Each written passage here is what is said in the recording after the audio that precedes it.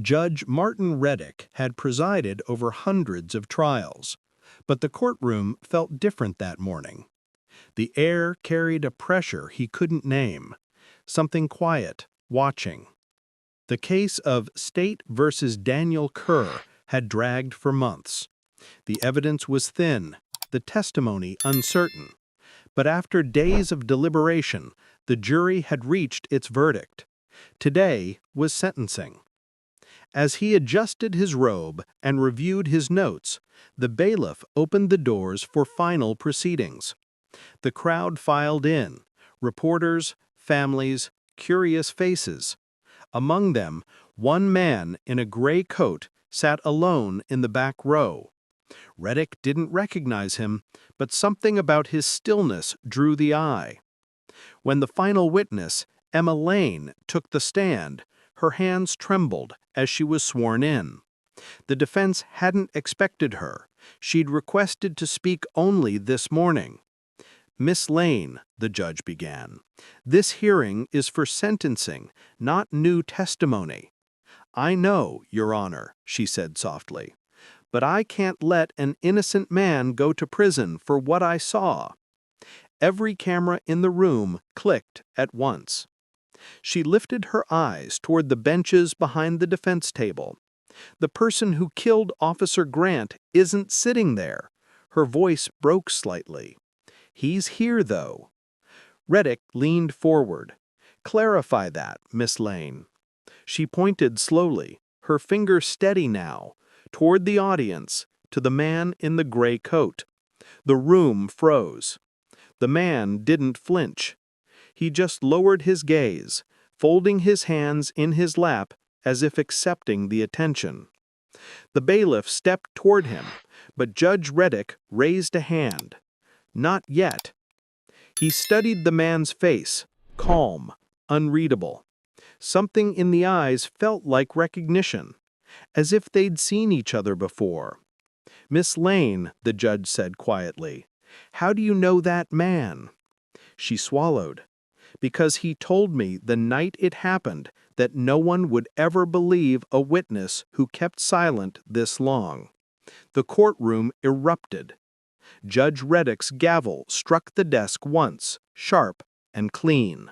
The courtroom trembled with noise, reporters shouting, the defense objecting, the bailiff moving fast to quiet the crowd. Judge Reddick slammed the gavel again.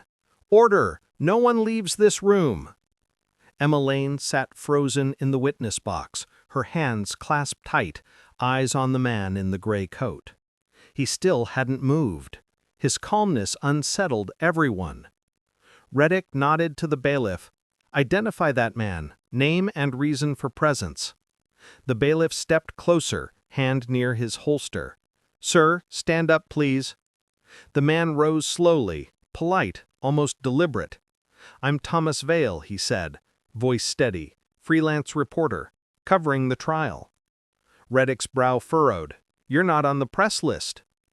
Vale offered a small smile. "Not officially. Sometimes I come to observe cases. It's public record, isn't it?" Emma's voice cut through the silence. "That's him! That's the man who left the alley that night." All eyes turned to her. "Ms. Lane," the prosecutor said, "you gave an initial statement naming Daniel Kerr as the suspect. Are you now recanting your testimony?" She nodded slowly. "I was wrong. I thought I saw Kerr, but it was dark. The streetlight flickered once, and when it came back on," her voice cracked, "I saw his face instead. That man." The room tensed. Reddick leaned forward. "Ms. Lane, this claim changes everything. What made you come forward now?" Her eyes filled. "Because he sent me a message last night. It said, 'You already said enough. Stay quiet.'" The defense attorney rose instantly. "Your Honor, this could be fabrication meant to derail sentencing." Reddick held up a hand. "I'll decide that." He turned toward Vale. "Mr. Vale, would you step forward, please?" Vale's eyes met the judge's, calm but sharp. "Of course, Your Honor. If it helps clear an innocent man, I'm happy to cooperate." The bailiff escorted him to the front. As Vale passed, Emma flinched and looked away. Reddick noticed something. Vale's left hand brushed the table and left behind a faint smear of black ink, the same color that had marked the murder weapon's handle. For the first time, the judge felt something cold press against his spine, the feeling of the truth, sitting quietly, waiting to be heard. Judge Reddick's courtroom had never been so silent. Even the faint hum of the air vents seemed to hold its breath. The man in the gray coat, Thomas Vale, stood just a few feet from the bench, his calm expression unshaken. "Mr. Vale," Reddick said evenly, "you understand the gravity of what's been said about you." Vale nodded politely. "I do, Your Honor. False accusations are serious." The prosecutor, Bennett, rose from his seat. "Your Honor, permission to treat this man as a potential suspect." "Granted," Reddick said. "Proceed carefully." Bennett stepped closer. "Mr. Vale, were you at the corner of Preston and Avery 2 nights before the incident?" Vale smiled faintly. "I cover crime scenes for a living. That intersection has had 3 in the last month." "So that's a yes?" "It's a coincidence." Emma Lane shook her head. "He's lying. He had a glove in his hand. I saw it drop when he turned the corner." Vale's gaze flicked toward her, the smile fading for the first time. "Memory's strange under pressure, Miss Lane." Judge Reddick interjected. "Mr. Vale, were you aware that the weapon used to kill Officer Grant had ink traces consistent with a reporter's pen, a custom brand, rare, black resin type?" Vale's eyes sharpened. "You think a pen ties me to murder?" Reddick leaned forward. "I think the same ink you use is under your nails right now." The courtroom held its breath. Vale looked down at his hands, then clasped them behind his back. "May I wash my hands, Your Honor? I don't like being stared at." The bailiff stepped closer. "You'll stay where you are." The tension rose like heat. Emma began to shake. "He said my name after the shot," she whispered. "He said it as he walked away." Reddick's pen stopped mid-note. "How could you hear your own name unless you were close enough to him?" Her voice quivered. "Because he leaned toward me. He said, 'Now it's your turn to remember.'" Vale's calm cracked. "That's not what I said." "Then what did you say?" Reddick asked quietly. Vale's jaw tightened. "I said, 'Now it's your turn to forget.'" The words hung in the air like a verdict. Row by row, the audience began to murmur. Judge Reddick tapped the gavel once, his voice low but firm. "Mr. Vale, I'm detaining you until this testimony is verified." For the first time that morning, the man in the gray coat looked uncertain. And for the first time in his career, Judge Reddick realized he might be watching the real truth stand on the wrong side of the courtroom. The bailiff moved quickly, placing a steady hand on Thomas Vale's shoulder. The man didn't resist. He only looked at Judge Reddick with a faint, unreadable smile. "Your Honor," Vale said quietly, "you're making a mistake." Reddick met his eyes.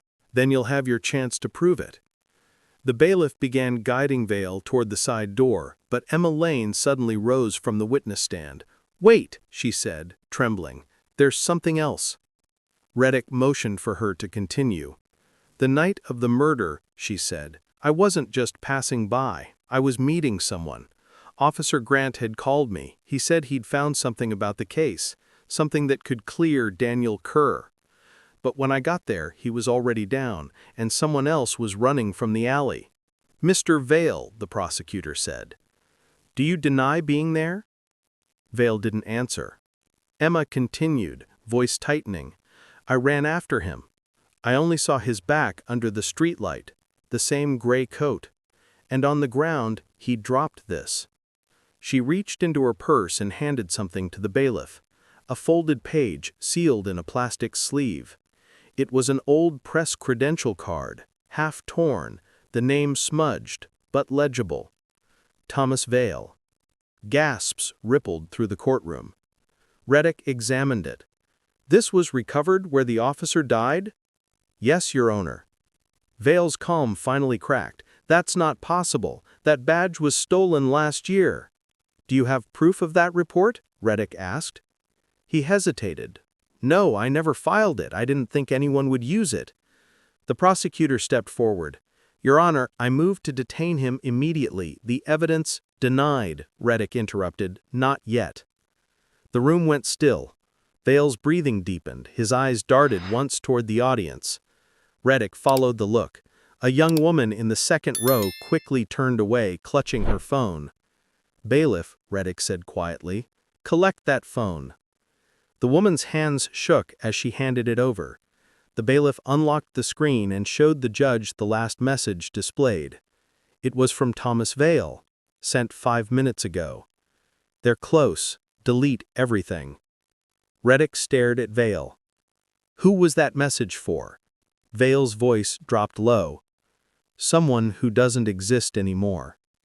And for the first time, even the cameras in the room seemed to hesitate, capturing not a criminal, but a man who had come prepared for every outcome except this one. The courtroom was silent again, but it wasn't calm. The stillness had weight now, the kind that follows realization. Judge Reddick read the last message one more time. "They're close. Delete everything." He handed the phone to the bailiff. "Secure that device and copy the contents." Vale stood quietly, eyes fixed on the judge. "You're making this bigger than it is, Your Honor." Reddick replied evenly, "A man is dead. You were there. You lied about it." Vale's voice softened. "I didn't lie. I just didn't tell everything." "Then tell it now," Reddick said, under oath. For the first time, Thomas Vale's composure slipped. He looked around the room, the spectators, the flashing cameras, Emma Lane trembling in the witness box, and gave a slow, tired nod. "Fine. You want the truth? I wasn't covering the story. I was the story." A murmur spread through the courtroom. "I met Officer Grant that night. He wanted to sell information, names from the confidential witness list. But someone else followed us. Things went bad fast. He pulled his gun. I tried to stop him. It went off." Emma's eyes filled with tears. "You let Daniel Kerr take the blame." Vale's tone hardened. "Because Kerr was part of it. He tipped Grant off in the first place. I just ended it before it spread further." The prosecutor whispered, "This changes everything." Reddick leaned back, his voice low but clear. "Mr. Vale, that was a confession." Vale smiled faintly. "No, Your Honor, that isn't a confession." Reddick looked toward the bailiff. "Take him into custody." As Vale turned, he stopped beside Emma Lane. His voice dropped to a whisper. "You should have stayed quiet. Now they'll want to know who told you." The bailiff pulled him back, and the heavy courtroom doors swung open. Judge Reddick rose from the bench, the paper verdict still in his hand. He looked out at the audience, at the faces shifting between shock, relief, and fear, and realized the hardest part of justice wasn't deciding truth, but recognizing it when it sat quietly in plain sight. He struck the gavel once, the sound sharp and final. "Court adjourned." The echo lingered long after everyone had gone.